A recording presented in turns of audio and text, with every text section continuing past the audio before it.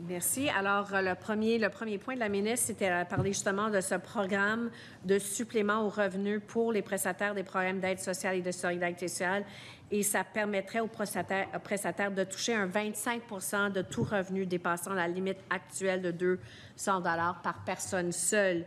La ministre va peut-être se souvenir que lors que j'ai été nommée par ma formation porte-parole en matière d'action communautaire et solidarité sociale, j'ai déposé un projet de loi visant à favoriser la contribution active à la société, à l'économie des prestataires, justement. Le gouvernement est revenu avec une autre réponse. On aurait bien souhaité aller dans cette direction, mais puisque le gouvernement a fait ce choix-là, quelques questions. Quel serait l'impact financier de généraliser les paramètres prévus pour le programme de revenus de base et de solidarité sociale, au programme de solidarité sociale, pardon? Le 25 touche l'aide de dernier recours et la solidarité sociale. Déjà, le PRB, les personnes qui sont... ça, c'est... Si on décidait d'élargir le PRB. OK. Le PRB à tout le monde? C'était pas ça, votre question? Bien, je pense que on a bien compris pendant les consultations, l'ancien ministre responsable, François Blais, il a dit que oui, effectivement, mais ça serait une question de courage politique. Que justement, il disait que oui, effectivement, ce programme-là pourrait être élargi et avoir un minimum garanti de salaire, mais que ça prendrait un courage politique. Et fait que ça, c'est une autre discussion. Je pense que là, la question est très spécifique. C'est quel est l'impact financier, quel serait l'impact financier de généraliser les paramètres du programme de revenus de base au programme de solidarité sociale. Là, on parle encore des mêmes... c'est des milliards, c'est beaucoup de milliards de dollars. Et ce qu'on cherche plutôt à faire, c'est d'accompagner. Ce que j'avais proposé, c'est parce qu'on ne peut pas présenter un projet de loi avec des impacts financiers, puis c'était effectivement à coût nul. L'idée, c'était de calculer, d'avoir un calcul annuel et non mensuel. D'ailleurs, c'est une question, pourquoi pas annualiser le calcul pour le 25 comme j'avais proposé dans le projet de loi? Ça donne plus de flexibilité à des personnes qui vivent avec des contraintes importantes. Par contre, par exemple, qui pourraient travailler un été à une ferme familiale de fruits, je ne sais pas. Donc, pourquoi pas permettre cette flexibilité annuelle au lieu d'un calcul mensuel? Ça fait partie de différentes réflexions, mais on est au 25 mensuel. C'est ce qu'on a décidé. Il y aurait une ouverture. Il y a de l'entrée, sortie, de travail, etc., ou de entrée, sortie au niveau de l'aide sociale. Ça devenait très complexe. On ne veut pas augmenter la bureaucratie. Mais justement, avec un calcul annuel, ça serait moins de bureaucratie, moins de paperasse, et ça donnerait plus de flexibilité avec ces gens qui vivent avec des contraintes importantes, qui pourraient peut-être aller se chercher un peu plus de revenus dans un contexte de coût de la vie très élevé pour aller avoir cette flexibilité. Peut-être cette personne-là n'est pas capable de travailler l'hiver, mais elle est capable l'été, puis on se voit pénalisé si le calcul est juste mensuel. Fait que c'est pas dans la bonne direction, mais j'aimerais... Est-ce qu'il y aurait une ouverture à faire un calcul mensuel, annuel et non mensuel?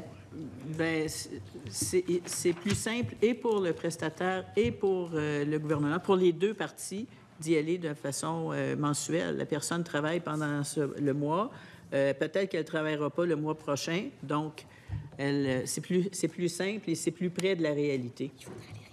Ça peut être annuel et puis ensuite faire les paiements de façon mensuelle. En tout cas, on parle du calcul. En tout cas, je pense que... Une dette aux gens. Oh, et il y aurait un risque qu'on ne veut pas faire, qu'on ne veut pas prendre.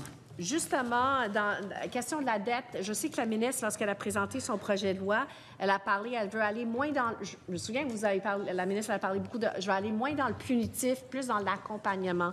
Justement, en termes de dette, où est-ce qu'on est rendu limiter à 5 ans la durée qui a été établie pour les fausses déclarations. Où est-ce qu'on est rendu avec ce changement-là? Quels sont les coûts? Et quand est-ce que ça va s'appliquer, ce changement important? Madame la ministre. Ça fait partie des travaux que nous sommes en train de réaliser pour le déploiement de la loi. Coût précis ni une date précise? Ce sera adopté par règlement au moment opportun. OK, ça va être quand le moment important, puisqu'on va aller éviter le punitif, aller plus dans le positif? Et dans ce sens-là, une loi moins punitive qui est axée sur l'accompagnement. Alors, on est en train d'effectuer des travaux et au moment opportun, jugé par le gouvernement, nous le ferons. Cette année, nous en 2026, 2030, ça va jusqu'en 2029? Jugé par le gouvernement. Le déploiement se fait d'ici 2029 pour l'ensemble. Alors, il y aura un moment où ce sera mis en place. Donc, est-ce qu'on... Déjà, on a mis en place, on a livré deux gros morceaux là, depuis le 1er janvier, au 1er janvier puis au 1er avril, ce que je vous ai nommé tantôt. Si je comprends bien, ça ne va pas être dans le mandat de ce gouvernement d'ici 2026. Est-ce qu'il y a une possibilité que ça soit au sein de ce mandat de ce gouvernement? Sera fait au moment opportun, Madame la députée. Parce que c'est un pas dans la bonne direction. On est d'accord pour dire on veut applaudir les bonnes choses. C'est dommage qu'on repousse ça peut-être à un autre gouvernement, un autre mandat. C'est dommage. Qui a été adopté à l'unanimité, je pense que oui, c'est un pas dans la bonne direction. Sur cet élément-là, entre autres. Et j'essaie pour les chèques, une personne aussi, un pas dans la bonne direction avec cette loi. Un chèque par personne. On est rendu où et quels sont les coûts d'individualiser les chèques?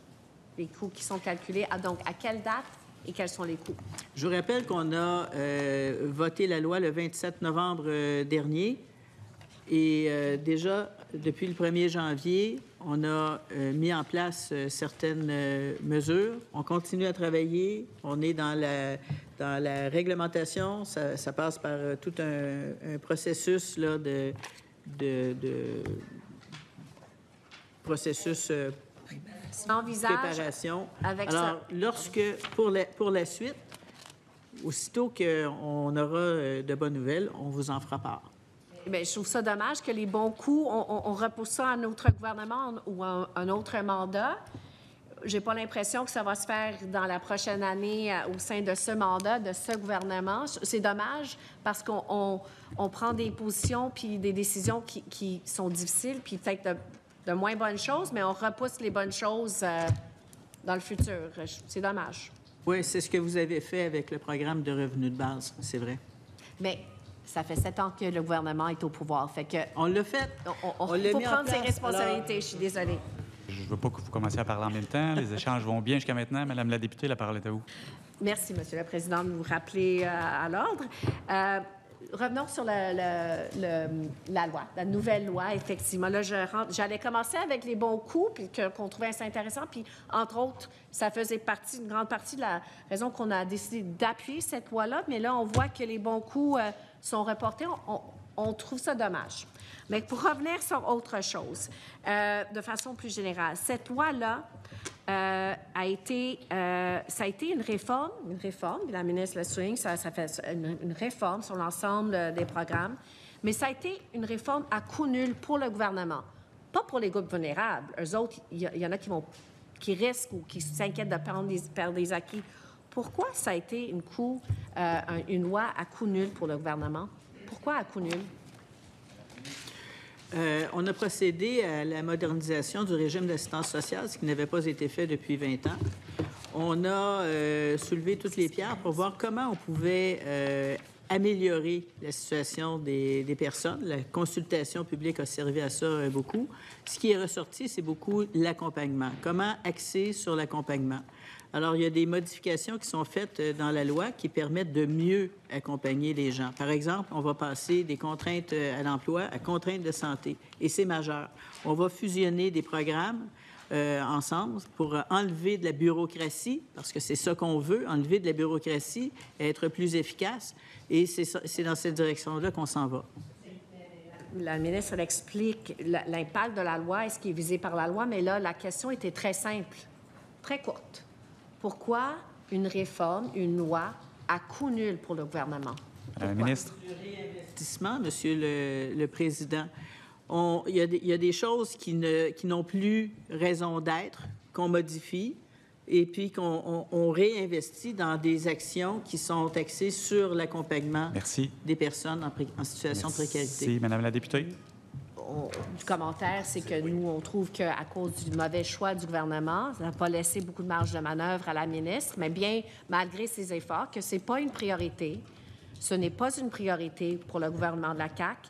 Et nous, les libéraux, on sait qu'il faut créer de la richesse pour pouvoir la redistribuer. La richesse n'est pas là pour redistribuer sur la CAQ et il y a des mauvaises décisions gaspillées. Puis c'est les plus vulnérables qui en payent le prix, malgré la bonne volonté et l'engagement de la ministre. Et on trouve ça très, très, très dommage. Est-ce que, donc, quand est-ce que la loi... qu'est-ce qui est en vigueur? La ministre, elle a répondu. Est-ce que la ministre elle en a échéancié concernant les règlements à venir?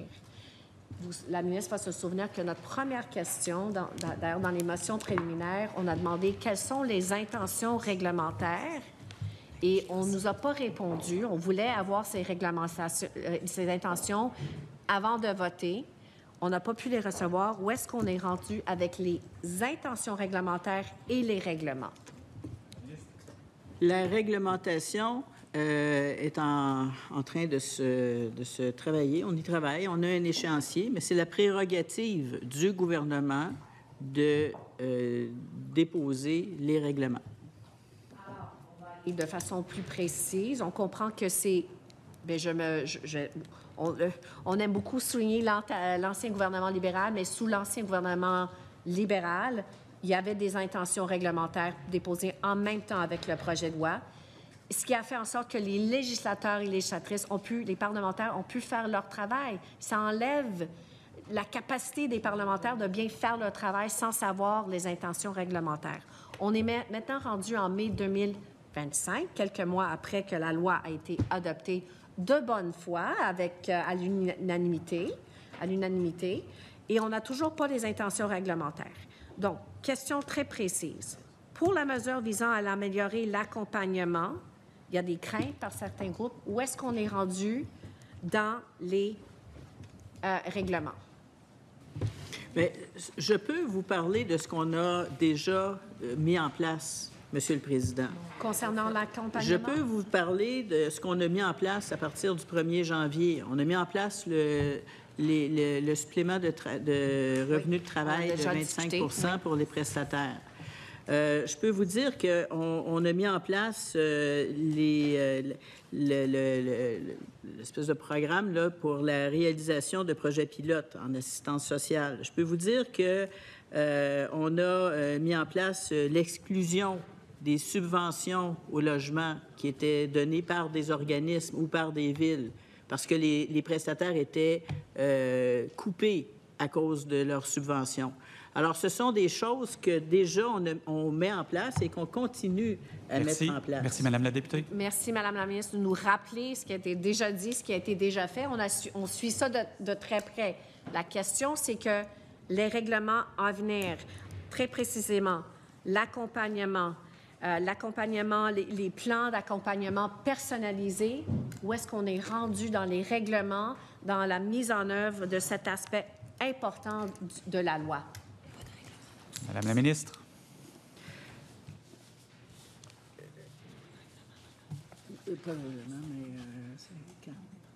Oui.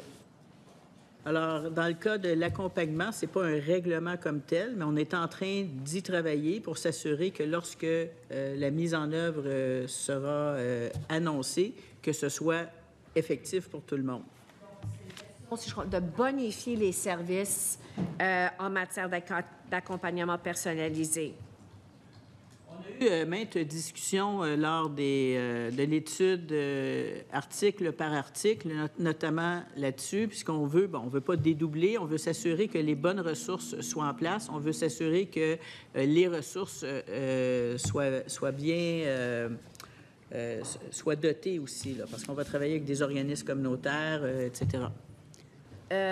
Aussi des questions sur les réseaux régionaux d'accompagnement. On a parlé de projets pilotes. Il y avait aussi beaucoup d'autres qui avaient des préoccupations. Mais si c'est ma dernière question, je sais combien 2 minutes. Peut-être une réponse courte, Madame la ministre, sur les régionaux, les réseaux régionaux d'accompagnement. Bien, on est en train d'y travailler. Donc, pas de date précise. Je ne peux pas vous donner de date. Je peux vous dire qu'on y travaille très fort puis on veut faire avancer les choses le plus rapidement possible. Est-ce qu'on vise ce mandat d'ici 2026? Est-ce qu'on vise? Est-ce que c'est l'intention? Il faut faire évoluer les choses.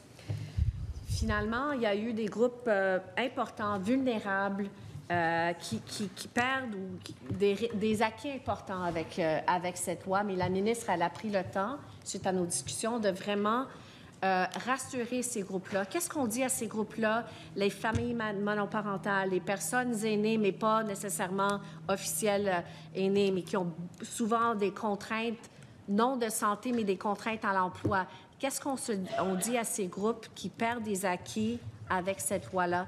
Qu'est-ce que la ministre leur dit pour leur rassurer pour la suite des choses? Bien, les personnes qui actuellement ont ces allocations ont des droits acquis. Il n'y a personne qui perd. Et par la suite, lorsqu'on met en place les contraintes de santé versus contraintes à l'emploi, une personne qui a 58 ans, qui a une contrainte de santé, aura une allocation.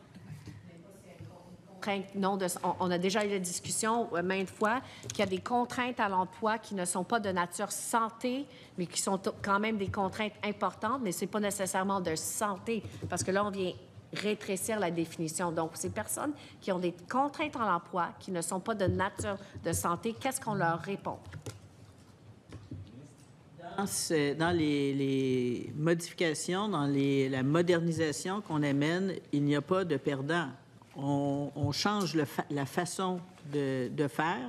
Il y a des droits acquis pour les personnes qui ont ces allocations aujourd'hui et on fait en sorte qu'il n'y ait aucun perdant. Donc, s'il y a des gens qui perçoivent qu'ils sont perdants, il va y avoir une ouverture, un engagement de la ministre pour s'assurer qu'il n'y a pas de perdants. Merci. Si ça met fin à ce dernier